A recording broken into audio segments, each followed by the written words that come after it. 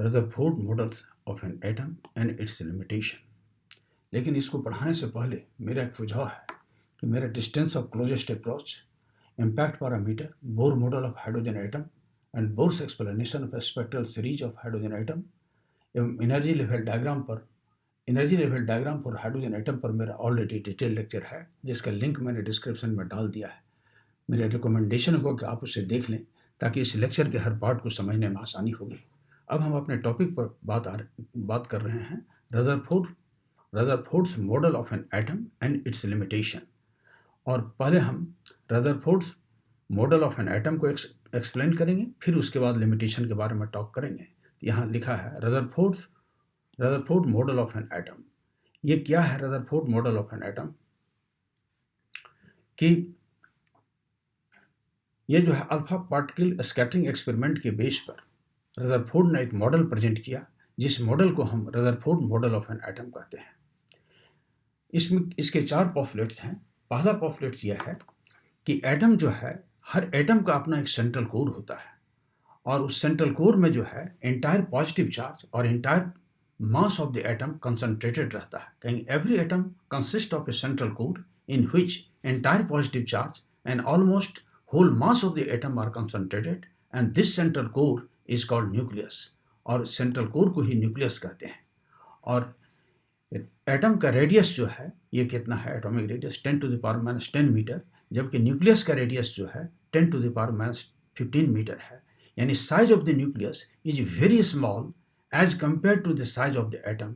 Atom के size का 1,00,000 गुना ये छोटा रहता है। और इसको हम लोग, ये जो है मतलब ये हुआ न्यूक्लियस का ये साइज के बारे में बात किया। अब इस दोनों को पॉपुलेट्स को जो है यहाँ लिखा है, on the basis of alpha particle scattering experiment Rutherford proposed A following model of an atom. Number 1 जो भी टॉप किया, every atom consist of A small central core in which entire positive charge and almost whole mass of an atom are concentrated, and the core is called nucleus. And second, the size of the nucleus is of the order of 10⁻15 meter, is very small as compared to the size of the atom is of the order of 10⁻10 meter. ये 2 पॉपुलेट्स हुआ। Third populate में मैंने Rutherford ने कहा कि there are suitable number of electrons around the nucleus so that the total negative charge of the electron must be equal to the total positive charge on the nucleus. Nucleus के चारों ओर electron जो है सो revolve होते हैं और electron रहते हैं, और इलेक्ट्रॉन का जो है मैंने जो संख्या है, मैंने इलेक्ट्रॉन का टोटल इलेक्ट्रॉन का जो चार्ज होगा वो टोटल मतलब न्यूक्लियस के चार्ज के बराबर होगा, ताकि atom as a whole is electrically neutral हो जाए। तो इसको भी जो है ये थर्ड पॉपुलेट यहाँ लिखा है, the nucleus is surrounded by suitable number of electron so that their total negative charge, यानी इलेक्ट्रॉन का जो टोटल नेगेटिव चार्ज है, is equal to the total positive charge on the nucleus, and the atom as a whole is electrically neutral. और atom जो है electrically neutral हुआ, क्यों? कि टोटल पॉजिटिव चार्ज जो है न्यूक्लियस का और टोटल इलेक्ट्रॉन के चार्ज के माने दोनों बराबर हो जाएगा, तो वह क्या होगा? वह न्यूट्रल हो जाएगा। ये हुआ थर्ड पॉपुलेट हुआ। अब हम चौथे की बात कर रहे हैं। जरा ये डायग्राम को देखा जाए, ये जो है एक ऑर्बिट है, ये सर्कुलर ऑर्बिट है, और ये क्या है? रेडियस है। और सर्कुलर ऑर्बिट में जो है ये कह रहे हैं कि इलेक्ट्रॉन जो है, ये इलेक्ट्रॉन को यहाँ ये ऑर्बिट में रिवॉल्व हो रहा है, और न्यूक्लियस जो है, ये न्यूक्लियस के चारों ओर क्या है? इलेक्ट्रॉन जो है ऑर्बिट में रिवॉल्व होते हैं। कैसे? जैसे कि सन के चारों ओर प्लैनेट जो है रिवॉल्व होता है, तो अगर हम प्लैनेट की तुलना हम इलेक्ट्रॉन से करते हैं तो न्यूक्लियस की तुलना हम सन से कर रहे हैं, तो कहेंगे इलेक्ट्रॉन रिवॉल्व इन वेरियस सर्कुलर ऑर्बिट। माने यहाँ तो हम एक ऑर्बिट दिखाए हैं, मैंने कह रहे हैं ये मतलब इलेक्ट्रॉन जो है डिफरेंट ऑर्बिट्स में जो है सो रिवॉल्व हो रहे हैं। तो ये जो है माने जैसे सन जो है, मतलब सन के अक्रॉस जो है माने उसके चारों ओर प्लैनेट रिवॉल्व करता है, उसी तरह से इलेक्ट्रॉन जो है वो क्या होता है? वो भी न्यूक्लियस के चारों ओर रिवॉल्व होता है। तो इलेक्ट्रॉन की तुलना हम प्लैनेट से कर रहे हैं, और न्यूक्लियस की तुलना हम सन से कर रहे हैं। अब यहाँ देखा जाए, प्लस ई चार्ज जो है ये न्यूक्लियस का है, इलेक्ट्रॉन का चार्ज कितना है? -e है। मास ऑफ इलेक्ट्रॉन कितना है? m है। v क्या है? स्पीड ऑफ इलेक्ट्रॉन है। तो आप जानते हैं कि कोई पार्टिकल जो सर्कुलर पाथ पर जो रिवॉल्व होता है और रेडियस r हो, m मास हो और v स्पीड है, तो mv² अपॉन r को हम सेंटीमीटर फोर्स कहते हैं। तो इस पर जो है ये इलेक्ट्रॉन जो रिवॉल्व हो रहा है तो उसका सेंट्रीपिटल फोर्स का वैल्यू mv²/r हुआ। और न्यूक्लियस और इलेक्ट्रॉन जो है, न्यूक्लियस है पॉजिटिवली चार्ज, इलेक्ट्रॉन है नेगेटिवली चार्ज, दोनों के बीच क्या होगा, इलेक्ट्रोस्टैटिक फोर्स ऑफ अट्रैक्शन होगा दोनों के बीच। और इसको कूलम्ब लॉ से जानते हैं कि एक चार्ज Q1 है, दूसरा Q2 है, दोनों के बीच डिस्टेंस d है। तो कूलम्ब लॉ से जानते हैं कि फोर्स का वैल्यू, यानी दोनों दो चार्ज के बीच जो फोर्स का वैल्यू होता है 1/4πε0, इसको हम कूलम्ब कांस्टेंट कहते हैं यहाँ। और Q1 और Q2 चार्ज को मल्टीप्लाई करते हैं, दोनों की चार्ज की जो बीच डिस्टेंस होता है उस डिस्टेंस के स्क्वायर से डिवाइड करते हैं। तो यह जो कूलम्ब लॉ को जो है हम लोग यहाँ अगर होल्ड करें तो Q1 की तुलना हम अगर प्लस ई से करते हैं, Q2 की तुलना माइनस ई से करते हैं, और दोनों के बीच जो डिस्टेंस d है उसकी तुलना r से करते हैं, तो यहाँ जो है सो मतलब ये कोलम्बियन फोर्स का वैल्यू क्या होगा, 1/4πε0, ये मीडियम कांस्टेंट हुआ। और Q1 की जगह E दिया, Q2 की जगह माइनस ई जो है ये E हुआ, और E इंटू ई और डिवाइडेड बाई यहाँ D का स्क्वायर है यहाँ, तो यहाँ R का स्क्वायर होगा। तो यहाँ हो गया 1/4πε0 E into E by R square. इसको हम लोग क्या कहेंगे, the force of attraction between nucleus and electron. और mv²/r जो हुआ ये सेंट्रीपिटल फोर्स हुआ। तो क्या होता है, the force of attraction between nucleus and electron is balance by the centripetal force, centripetal force के द्वारा बैलेंस हो जाता है। यानी mv²/r जो है यह जो है यानी सेंट्रीपिटल फोर्स यानी Newtonian force is equal to Coulombian force, यानी 1/4πε0 E/E²/r²। इसको जो है सो यहाँ सेंटेंस में ये लिखा है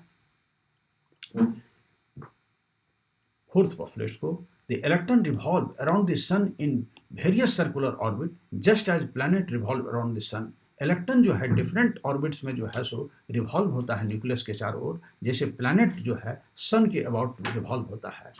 और centripetal force required by an electron for revolution is provided by the electrostatic force of attraction between nucleus and electron. यानी सेंट्रीपिटल फोर्स जो है जिसके बीच जो लगता है माना सेंट्रीपिटल फोर्स जो है इलेक्ट्रॉन पर जो लग रहा है माना mv²/r, वह क्या होता है, force of attraction between nucleus and electron के द्वारा क्या होता है, बैलेंस होता है। तो ये चारों पोस्टुलेट्स को मैंने 1 बाय 1 करके क्लियर किया। अब इसके बाद जो है मतलब इसका लिमिटेशन के बारे में आप टॉक करें, ये Rutherford model of an atom and it's limitation. अब इसका लिमिटेशंस क्या है इस पर जो है हम लोग चर्चा करें। Limitations of Rutherford atom model, atomic model. अब इसका जो है दो लिमिटेशन है। पहला है कि स्टेबिलिटी ऑफ एटम को जो है सो ये एक्सप्लेन नहीं करता है, और दूसरा जो है ये कंटिन्यूस स्पेक्ट्रम के बारे में मतलब एक्सप्लेन करता है, जबकि होना चाहिए लाइन स्पेक्ट्रम। तो हम पहला पॉइंट को हम ये जो है सो स्टेबिलिटी ऑफ एटम के बारे में टॉक कर रहे हैं। ये देखा जाए यदि कोई पार्टिकल है ये सर्कुलर पाथ पर अगर रिवॉल्व हो रहा है और उसकी वेलोसिटी भी है, आर स्पीड है, आर रेडियस है, तो जानते हैं कि कोई पार्टिकल अगर सर्कुलर मोशन में रिवॉल्व करता है तो वह जो है एक्सेलरेटेड पार्टिकल होता है, मैंने कहेंगे वो एक्सेलरेटेड मोशन में है।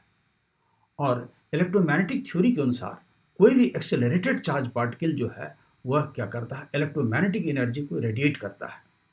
तो चूंकि इलेक्ट्रॉन जो है ये सर्कुलर पाथ पर अगर रिवॉल्व हो रहा है तो ये एक्सेलरेटेड पार्टिकल है, और इलेक्ट्रॉन खुद जो है ये नेगेटिवली चार्ज पार्टिकल है। तो ये जो है चार्ज पार्टिकल भी है और एक्सेलरेटेड मोशन में है, इसलिए इलेक्ट्रॉन को जो है सो इलेक्ट्रोमैग्नेटिक एनर्जी जो है सो रेडिएट करना चाहिए। अगर ये रेडिएट करता है तो इसकी ऑर्बिट जो है वो घटती चली जाएगी, और इलेक्ट्रॉन नेगेटिवली चार्ज है और जानते हैं कि न्यूक्लियस जो है पॉजिटिवली चार्ज है। तो इलेक्ट्रॉन का जो है ये क्या होगा, अगर इसकी मतलब एनर्जी रेडिएट करेगा तो इसकी ऑर्बिट जो है सो ये माना इसका एनर्जी जो है ऑर्बिट का घटते चला जाएगा, और ये जो है स्पायरल पाथ को फॉलो करेगा। और यह आते हुए इस तरह से अगर माना रेडियस उसका डिक्रीज करेगा, जैसे जैसे एनर्जी रेडिएट करेगा उसका मतलब रेडियस जो है डिक्रीज करेगा, और लास्ट में जो है सो मतलब इलेक्ट्रॉन जो है सो न्यूक्लियस के साथ कोलैप्स हो जाएगा, और यानी एटम का जो है एग्जिस्टेंस ही नहीं रहेगा। न्यूक्लियस से इलेक्ट्रॉन जो है सो ये इलेक्ट्रॉन में जो है सो न्यूक्लियस में जो है सो ये फॉल कर जाएगा, और उसका जो है सो ये न्यूक्लियस में कोलैप्स कर जाता है। तो इस बात को जो है सो यहाँ सेंटेंस में लिखा है, according to electromagnetic theory an accelerated charge particle must radiate electromagnetic energy. यानी कोई भी एक्सेलरेटेड चार्ज पार्टिकल जो है इलेक्ट्रोमैग्नेटिक एनर्जी को रेडिएट करता है। क्यों, ये इलेक्ट्रोमैग्नेटिक थ्योरी कहता है। और since an electron is a charge particle, चूंकि इलेक्ट्रॉन एक चार्ज पार्टिकल है which revolves around the nucleus is under continuous acceleration towards the center, और सेंटर की ओर जो है कंटिन्यूस एक्सेलरेशन में रहता है। तो वह एक्सेलरेटेड भी हुआ, एक्सेलरेटेड है, और लेकिन इलेक्ट्रॉन चार्ज पार्टिकल है, तो उसको एनर्जी जो है रेडिएट करना चाहिए। तो वही लिखा है, it should continuously lose energy and move in the orbit of gradually decreasing radii, और घटते हुए ऑर्बिट में जो है सो, घटते हुए रेडियस के ऑर्बिट में जो है सो वो क्या करेगा, वो जो है सो रिवॉल्व करेगा, move in the orbits of gradually decreasing radii, and electron should follow the spiral path and finally it should collapse into the nucleus, और न्यूक्लियस में वह जो है सो कोलैप्स हो जाना चाहिए। Hence this model can not explain the stability of atom, या स्टेबिलिटी ऑफ एटम को यह मॉडल जो है एक्सप्लेन नहीं कर पाता है।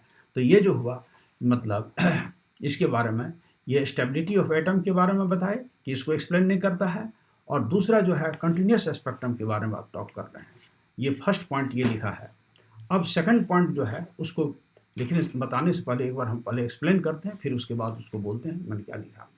ये देखिए, चूंकि इलेक्ट्रॉन जो है ये स्पाइरल पाथ पर रिवॉल्व हो रहा है और न्यूक्लियस की ओर ये जा रहा है, और जानते हैं स्पाइरल पाथ पर ये जा रहा है तो इसकी एंगुलर वेलोसिटीज और एंगुलर फ्रिक्वेंसी जो है वह कंटिन्यूसली वह चेंज करेगी। अगर ये चेंज करती है तो उसके बाद जो है सो ये क्या करता है, इसकी फ्रिक्वेंसी जो फ्रिक्वेंसी ऑफ इमिटेड लाइट जो है वो जो है सो वो मतलब चेंज करेगा, और जिससे जो है सो ये कंटिन्यूस स्पेक्ट्रम को जो है सो ये मतलब कंटिन्यूस स्पेक्ट्रम इमिट करेगा, जबकि एक्चुअली हमें लाइन स्पेक्ट्रम मिलता है। तो इसके बारे में जो है यहाँ सेंटेंस में भी लिखा है, as the revolving electron spiral inwards, वह स्पाइरल पाथ पर जो है सो अंदर की ओर जा रही है, their angular velocities and frequencies would change continuously, उसको लगातार जो है वो चेंज होना चाहिए, and hence frequency of emitted light will also change, वो भी frequency of emitted light change करेगा। They should emit continuous spectrum but actually we observe line spectrum, और हमें एक्चुअली लाइन स्पेक्ट्रम मिलता है। तो इस लाइन स्पेक्ट्रम का एक्सप्लेनेशन जो है, मेरा एक लेक्चर है Bohr's explanation of spectral series of hydrogen atom and energy level diagram for hydrogen atom पर मेरा लेक्चर, उसको भी आप देखेंगे तो और ज़्यादा क्लियर होगा।